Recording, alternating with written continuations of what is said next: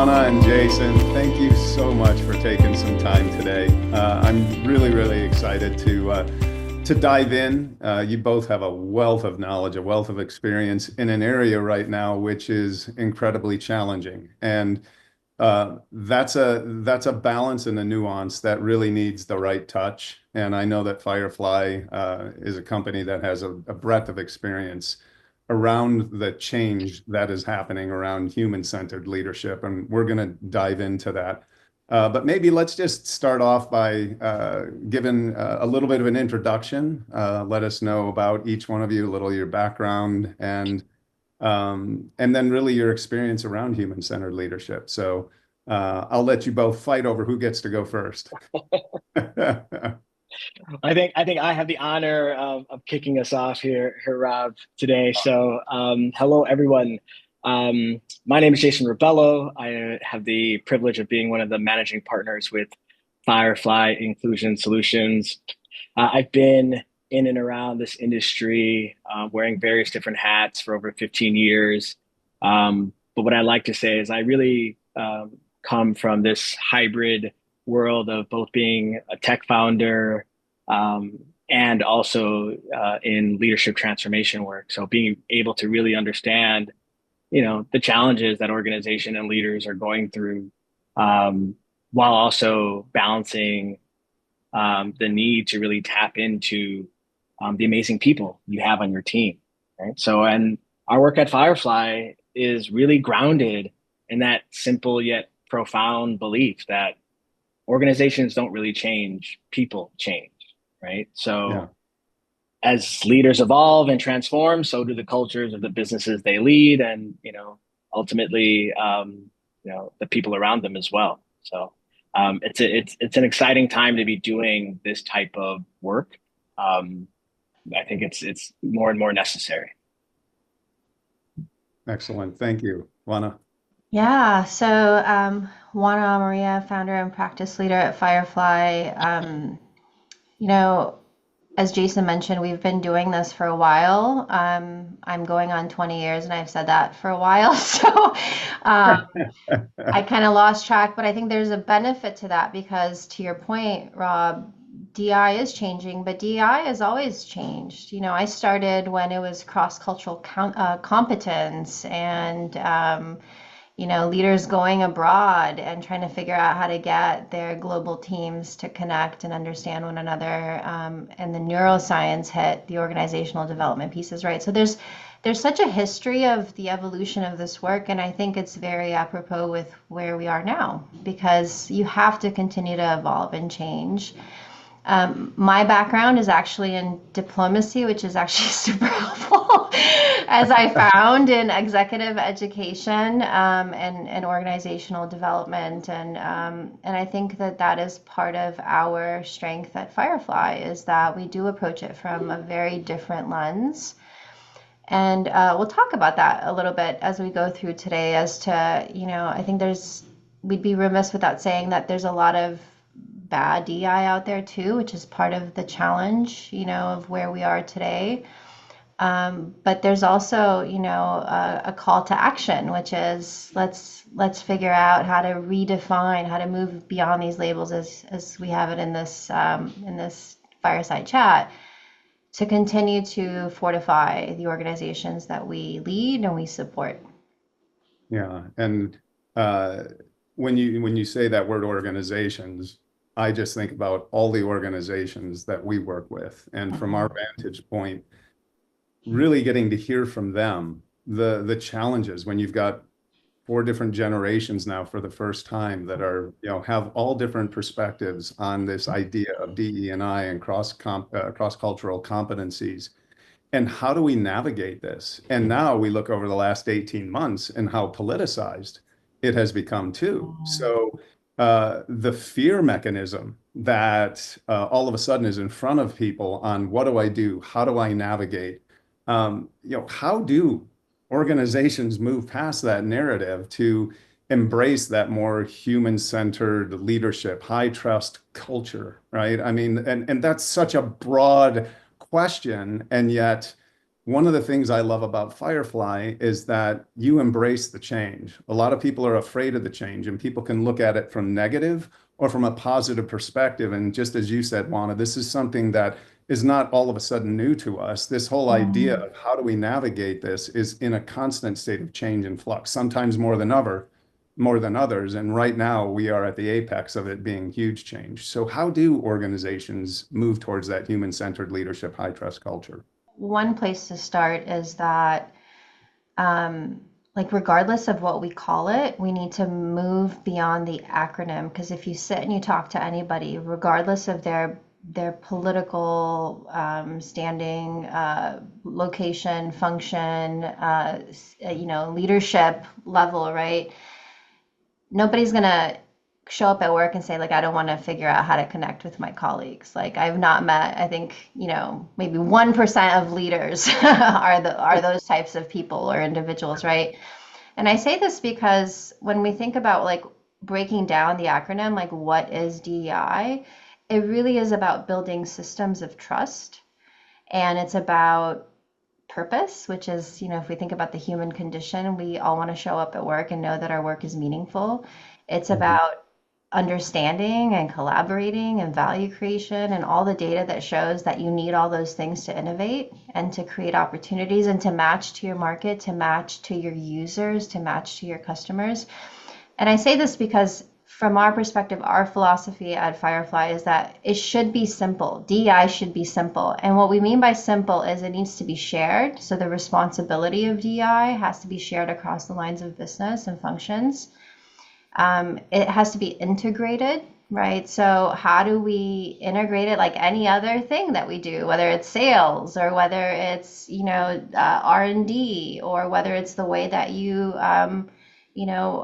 assess whether or not you want to buy another business, right? It has to be measurable. Doing Taco Tuesdays is not a measurable initiative, right? And I say this because you and I have made this. Measurable. Yeah, it's like, part of it is let's get rid of the fluffy stuff, or let's acknowledge that the fluffy stuff is not the stuff, right? And not to say that there isn't a value for starting where you are. I don't want to minimize that. Sometimes we have to start with the people functions and the ways to get people to be a little bit more open and connect and curious. But we need to have metrics because metrics have to drive the business strategy and the people strategy. And to be a holistic, successful, fortified business, you have to have your people in mind when you do that, right? So that's the people-centered part of simple, right? Is that it has to be human-centered to be able to really impact. Like, for example, we work with a lot of tech. If you're not people-centered, you're not going to connect to your users. If you have, and one of the clients we'll talk about in a minute, is a dating app, and it's like if certain people are having different experiences on your app, you have to solve for that. You can't minimize and generalize and say, like, oh, everybody's having this experience. It just, the data won't show it, right? So how do we create the metrics for that? The last part, the last three letters of simple, is really about leader driven. So we often talk about, for us, we're the thread. We're not the glasses. We're not the belt. We're not the shoes, right? Mm-hmm. You have to be the thread of your organization when it comes to DEI. So that means that you really have to have your senior leadership be a part of this conversation and drive and support and lead some of the initiatives. And then it has to be equitable. And I think equitable gets thrown around a lot. Yeah. And for us, it's really about processes, systems, structures, that we have in place that really allows people to, and organizations to experience the full benefit of these individuals and their participation, right? Not the full benefit of Juana's style and how it works for her, or Jason's style, or we think about how people problem solve differently, and et cetera, right? So for us, that's part of it, right? Is this piece around this simple framework of DEI. And we're happy to link that for you in the show notes as part of this, because I think, it's something that's important. But there's also data, right? And this is the piece that I think oftentimes people overlook or don't spend enough time on, right? Unhappiness at work is expensive. Mhm. And I think the data is something like $1.9 trillion, right? So if you don't care about people, let's just connect that to the dollar, right? And to what it costs you, right? And so I think there's a Gallup survey that talked about, just how that number is going up these days. Mhm. If you think of all the call to action with the return to work for whatever reasons policy wise people are doing, and making those decisions, right? It very quickly builds the business case. And I think oftentimes we get tired of like the quote business case for DI, but let's talk about the human case for DI, right? And thinking about, what that looks like. Jason, what would Yeah. you add to this? Yeah, no, I would say we live in a metric driven world, and I definitely value the concept of true ROI. Like, what are we getting back for the investment? And again, you staying in the world of tech and using these analogies, um, if I was running around trying to sell a solution or a platform that I could guarantee 74% less stress, if I could guarantee that it would give your team members 106% more energy, if I could guarantee 50% higher productivity, if I could tell you that by utilizing the solution, you'd have, on average, your team members would take 13% fewer sick days, 76% more engagement, 40% less burnout. There isn't a CEO or a team lead that would say, I don't want that solution. What is that solution? And the truth of the matter is that solution is high trust. Those are the results. That's the ROI that has been calculated for what it means to operate in a high trust organization. High trust equals high performance. And that's again why I think I'm really excited about this evolution or recalibration that is happening now where, you know, it's almost as if, collectively check the box stuff is no longer, something that is going to be allowed to be done. Like that's the message I receive, right? And I think again, there's case studies we have and references about how even some of the largest companies and most successful companies in the world are moving forward with their initiatives because of that reality. Again, it's an exciting time to really be in a position to help organizations navigate this space and really get the type of culture and high performance that they want. Well, let me ask you because I want to tie a couple of things that you both have talked about. Let's start with outcomes. As we know, technology is driving so much of HR and now AI.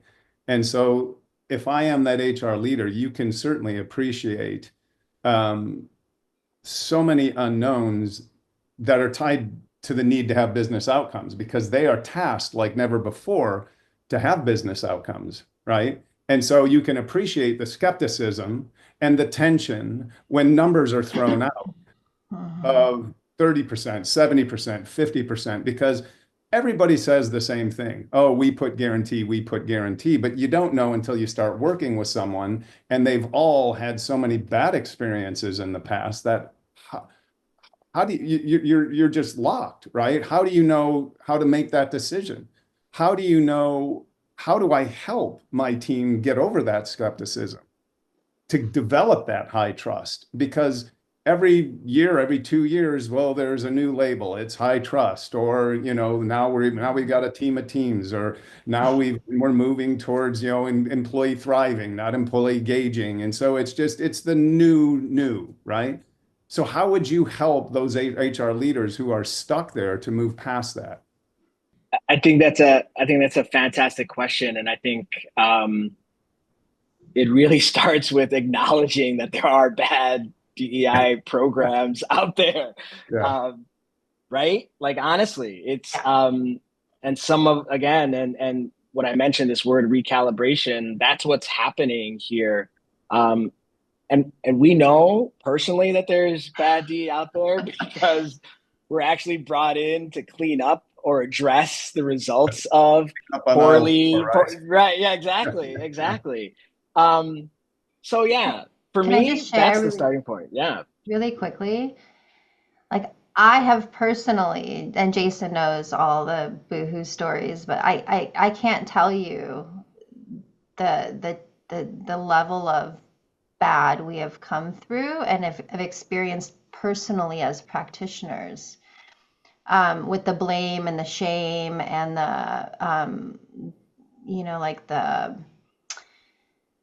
language police, and you can pick the thing, right? And what I think what Jason is getting at is like there's a lot of heart out there, and there's a lot of good intentions that does not necessarily translate into good organizational development or credentials or pick a thing. And I think I was chuckling, Robert, when you mentioned like the new thing, teams or what. It made me think of the old days when it was a high performing teams. Everybody was a high performing team, right? Yeah.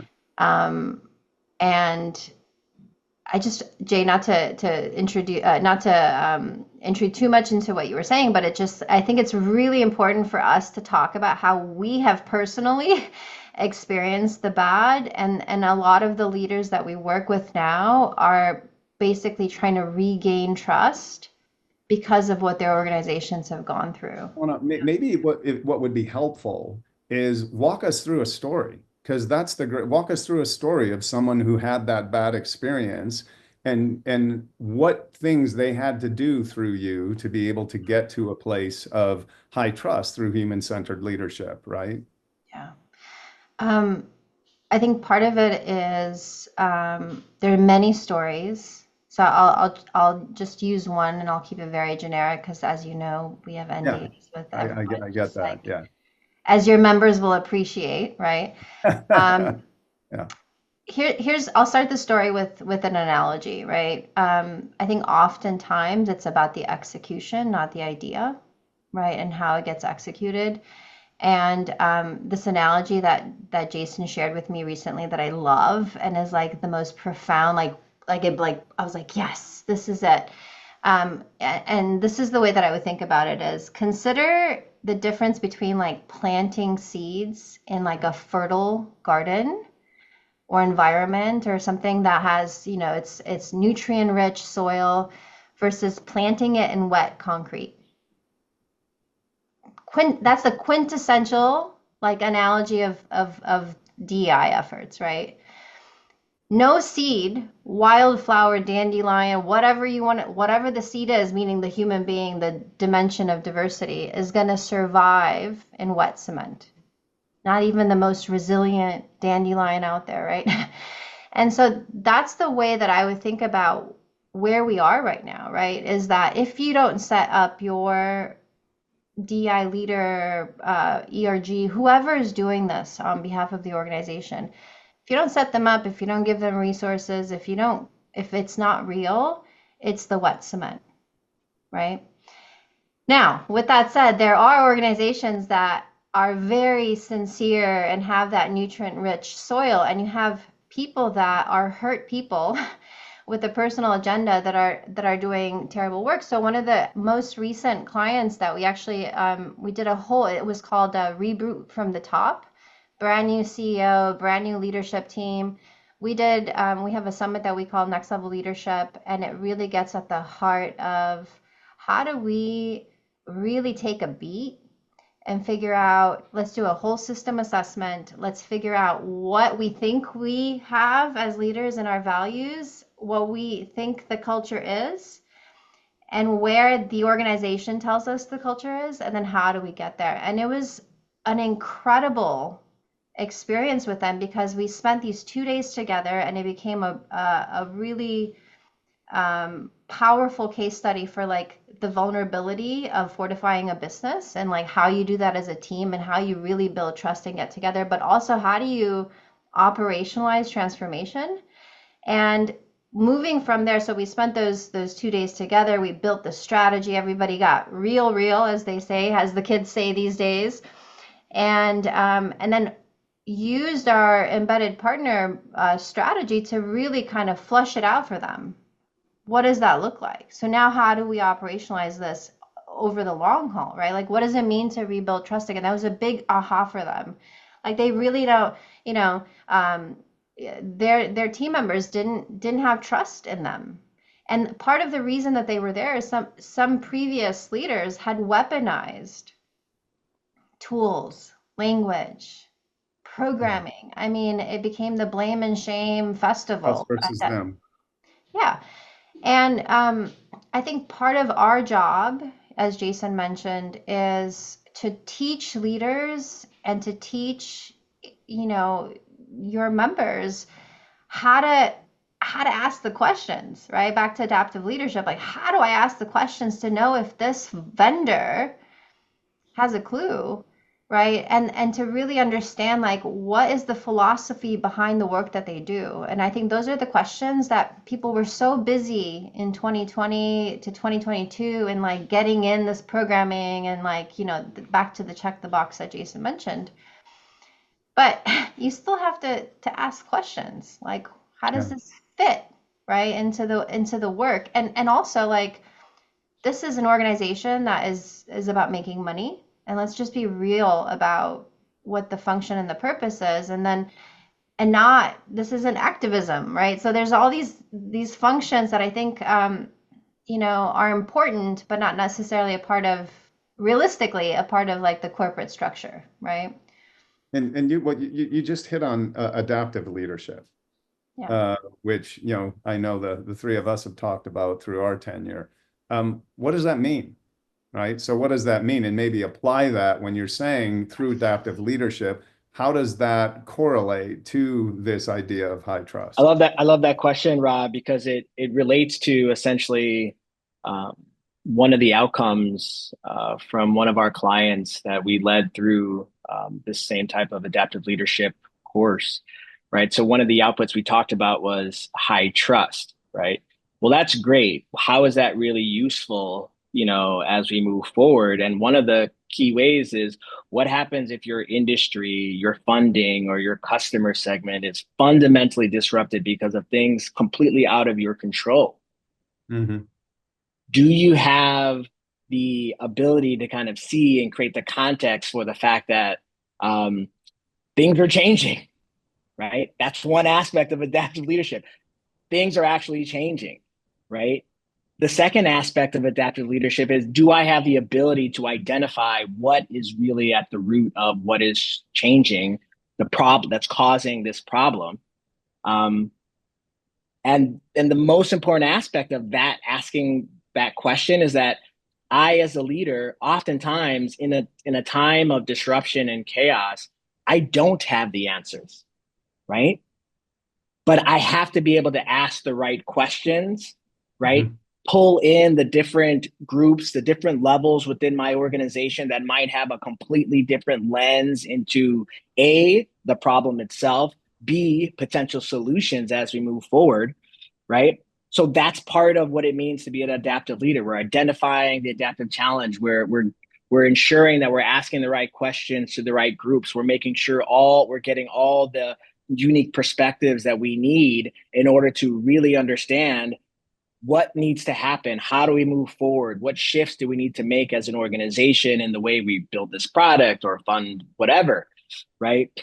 And then really creating a culture where we empower the people once we've come up with this collective sense of this is the new direction, to really, to A, get everybody value aligned, and then B, empower them to do the work, right? And then as you are iterating in this new path and new things start happening, really make sure, as an one of the aspects of, or one of the more important aspects of adaptive leadership, is making sure you have systems where people that are on the front lines can say, hey, we're noticing something, that we're a direction, based on the direction we're going, the new solution isn't quite working. Now, as a leader, I can say, well, that's not good news that I want to hear. So let's just ignore that and let's keep plowing forward, which many companies do. That there's plenty of headlines within the last 6 months of examples of companies not wanting to pay attention to the people that are willing them to tell them the truth about problems that are happening within their operation.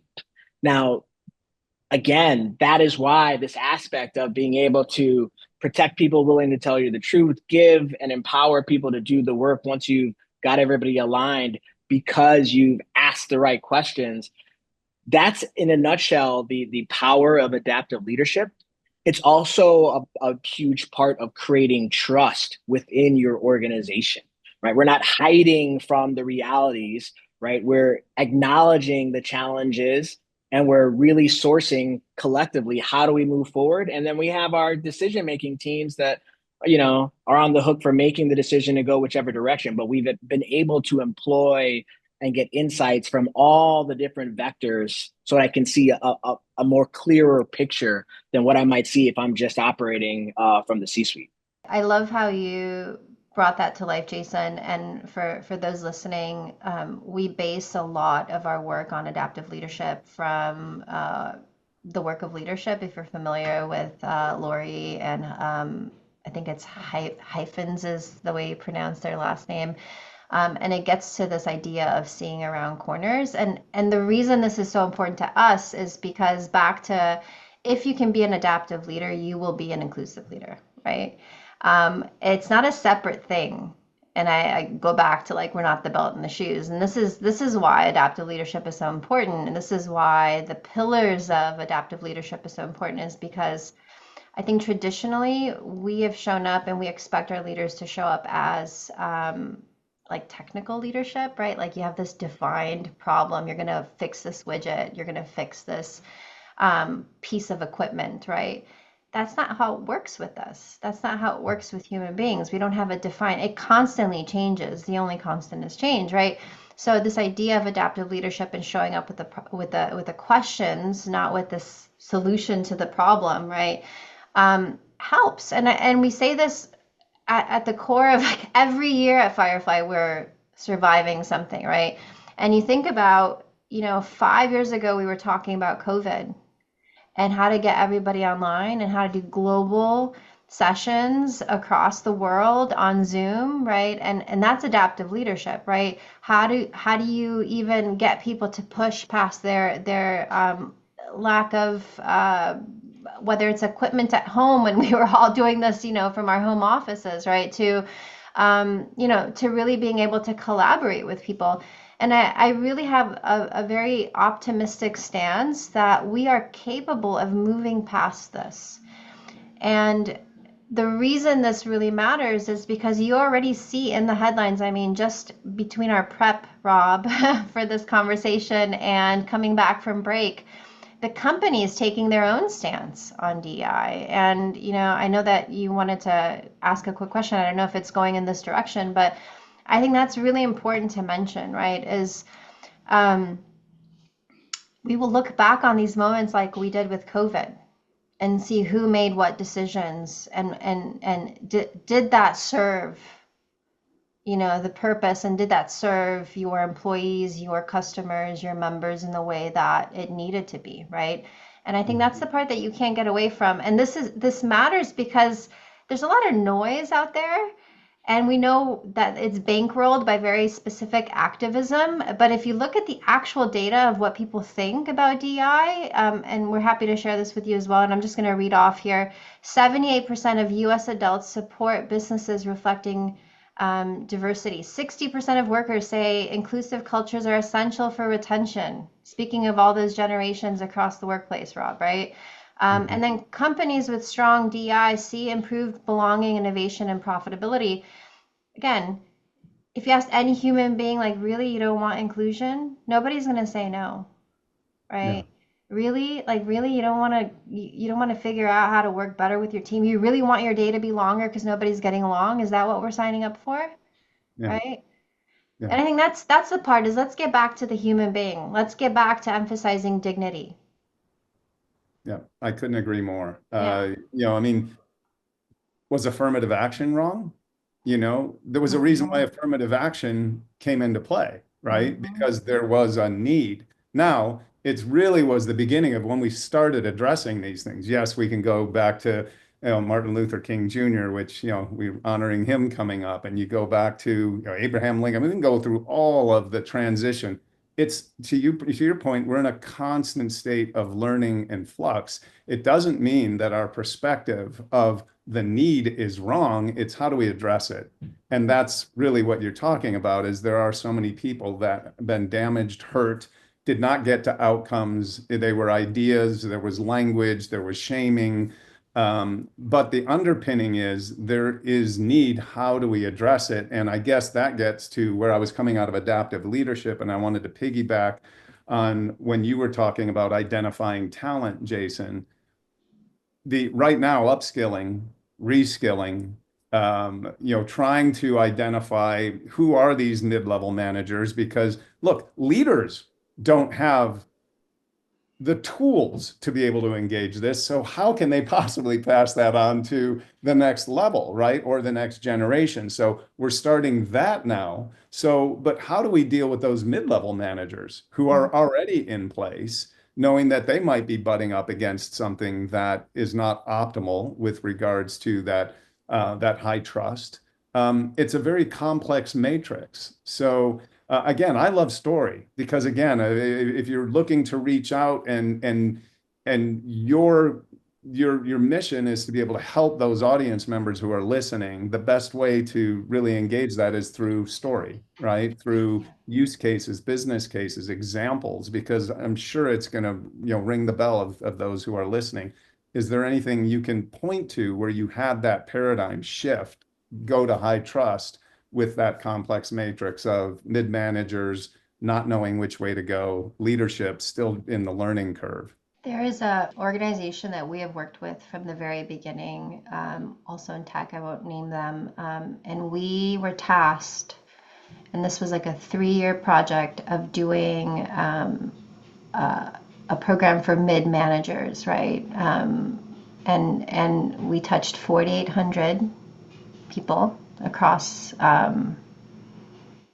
4 different regions, really, realistically. And one of the biggest challenges and one of the biggest things that we learned through rolling out this global scale program is that you can offer all the training you want if you are not protecting their time to create that space of growth and learning. And if your enterprise priorities, we would be in these sessions and leaders would say, yeah, I have 38 P0 goals. Which one do you want me to drop? So my response to that is we have, and not based on our opinion, but based on what our clients have told us, some of the best programming out there, some of the best coaching tools, some of the best different experiences that we curate. It doesn't matter if this person is working a 22-hour day because, it's like death by Zoom meetings or pick a thing, right? And so I think that's part of the challenge is training is just a way in. It's a launching pad for change, for systemic change. How are we supporting leaders? And then how are we investing in the leaders that actually, we lovingly refer to them sometimes as like the frozen middle, because what happens is none of the investment goes there. You have leaders at the top that get a lot of investment, a lot of growth, a lot of forming.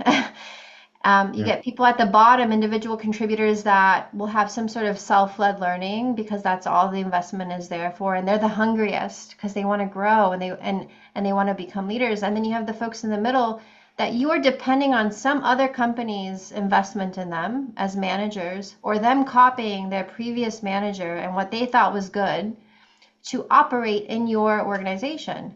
And so it's not about the programming. It's about how are you protecting that time and that space? How are you reinforcing what you say is a key need? And this is really hard for organizations, right? We're not saying that without realistically knowing what it takes, because they are the people that move the needle in the organization, but we have to be able to support them. We have to give them the tools to be able to do that. And we have to give them the time to be able to invest in that. Yeah. And if I can add one more thing, a success metric in my mind is, and this is unique because of the length of time we're able to work with said client, we experience through the requests from them, the deepening of the work, right? So once this group gets acclimated, goes through the training, starts implementing these practices, they're able to, as through the course of this being better managers, uncover new things that are opportunities to solve with this lens that we then get brought into to kind of co-create and as a partner with them. So that to me is like wherever your starting point is, because different organizations have fundamentally different starting points as it relates to this type of work. The uh, metric of does it work is does it just stop there? Does the impact just stop there, or does it continue to cascade throughout the levels of your organization and throughout the different departments? Going from HR to now going to the product team that wants to really dig in to creating a new solution based off this new awareness, right? To moving on further and further and further. How do we do talent acquisition? How do we ensure that we're able to pull the best and brightest talent from places that might not be right in our immediate pool? How do we do that with intentionality, knowing where the world is going? Like Yeah. that for me is the true success metric, is that over time, we're not doing the same old thing. People within the organization are growing their capacity to create high performance change is shown through the deepening of the dynamics that we're brought in to work with them on, which I think is just a really powerful testimony. I love Well, that. go ahead, Yeah. Ron. What I was going to say is, so what Jason is talking about is we started with like a overarching strategy and approach with this client. And then a lot of those leaders that were required to be a part of this, implicitly or not, right? Then found it so valuable that they brought us in to actually penetrate through the business. And to your point, Jason, right? Like if we're now working on product equity and like what that looks like, right? Like if we can get out of the talent life cycle, not that that's not important, but getting into the business is where you see the impact. The other piece, and I know that I'm going to bring this up because it's showing up in all the headlines, right? When you think about sourcing, right, that's a big topic, right? Part of it is about that intentionality, right? Part of it is about where are we showing up? Are we going to the same places? Are we still tapping?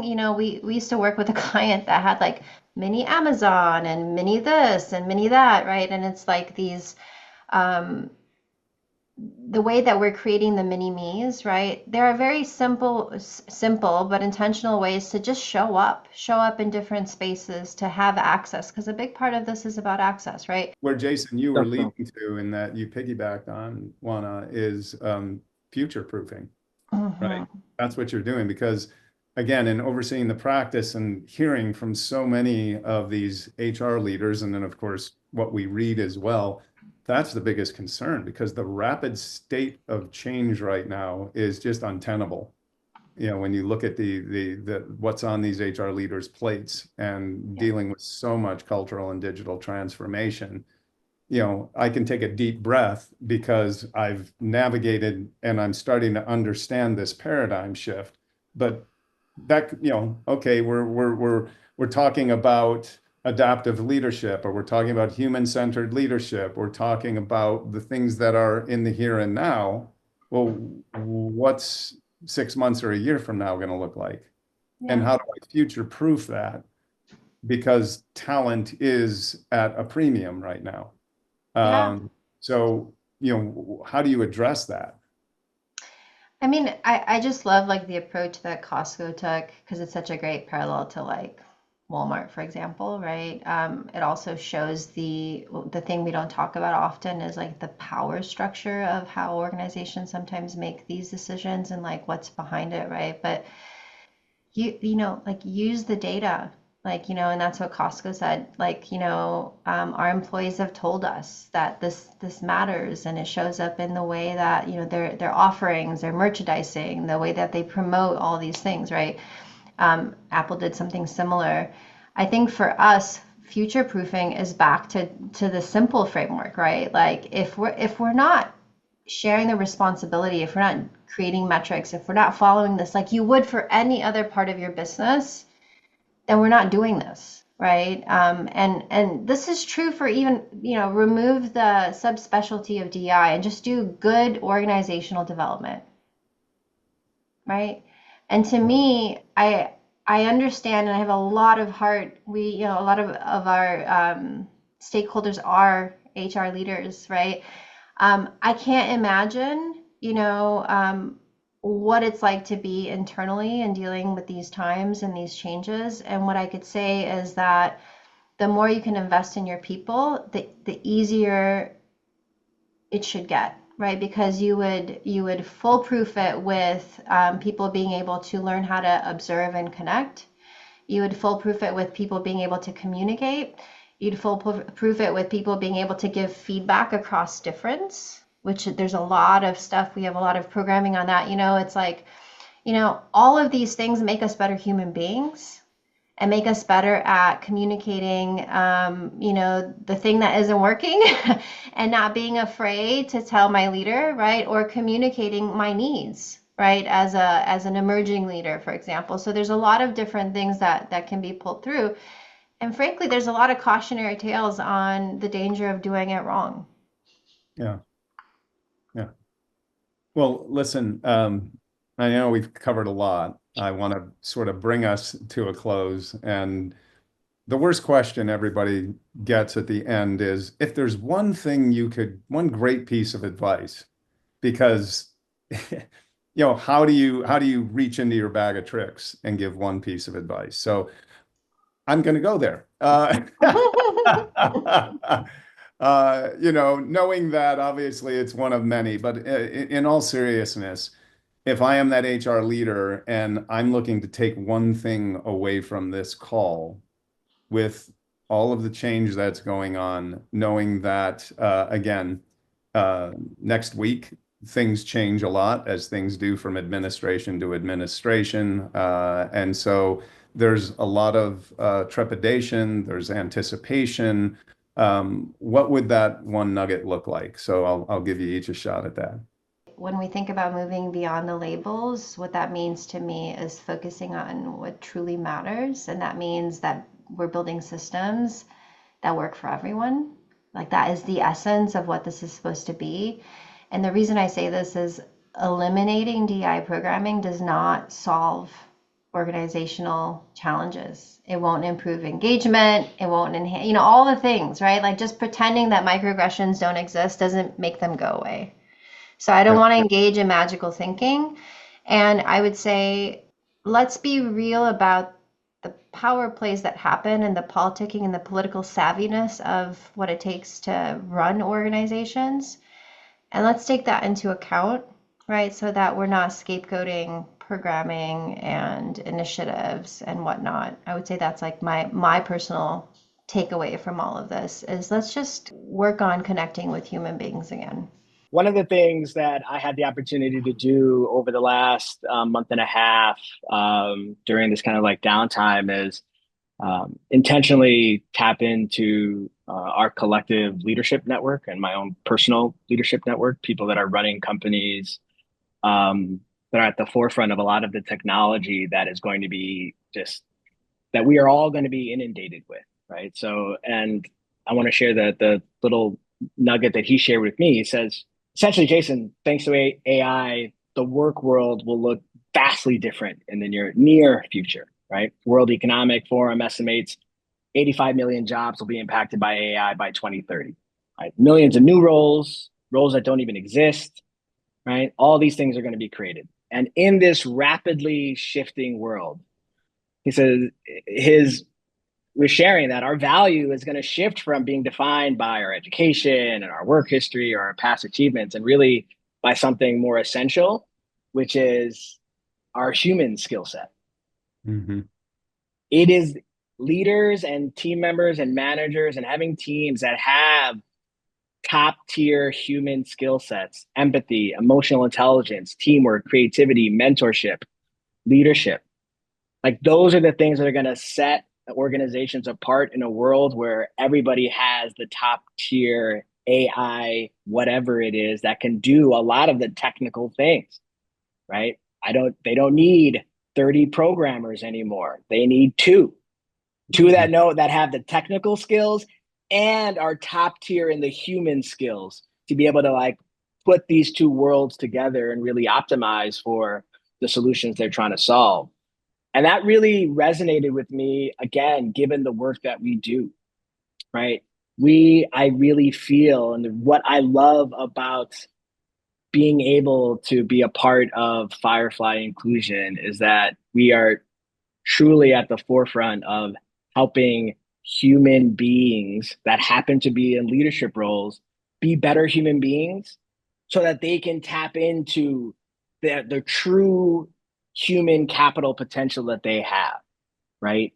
To be able to solve whatever the problem is with their unique solution that their company is really trying to bring to the world. And if we can focus on that instead of policing each other and like, how do we unlock the potential that is being suppressed by just bad work culture, right? That's what I'm excited about. So my outlook is actually hopeful. It's hopeful about what's happening as far as leadership transformation, right, in this country and the world, because it forces us all to recalibrate in, I think, a very, very important way. And I'm looking forward to working with, and we are looking forward to working with any leader and any organization that really gets that and wants to ensure that they future-proof their organization in this way. So it's an honor and a privilege. Yeah. Well, thank you. Yeah. I guess I'll close it with saying, for me, it's like taking the stone with the ripple and the wave analogy. We can put technology, AI, everything to get the perfect trajectory, right? How hard it should be thrown, everything. But if you put the people in the middle of that, and without people, that stone is just going to sink. But when you are people-centric, the ripple effect that it will have in life and the number of lives that we can change and affect for the better, that's really what life is about, right? I mean, our skills, the things that we wake up and get to do, those of us in HR, that's a byproduct of what's underneath all of it. And that's the human connection, the relationships that we forge and build. And those are the most important things. And I can tell you one thing, my life is better for having you guys in it. And I'm super grateful. I'm grateful for your insights, grateful for your talent, grateful for the audience. And our goal at Connex Partners is to be able to help, right? To be a helpmate, to be a learning mechanism, to just be a piece in the cog of the information that's out there that can make an impact for better. So thank you so much for everybody for listening. Thank you, Jason, Juana, for your participation today.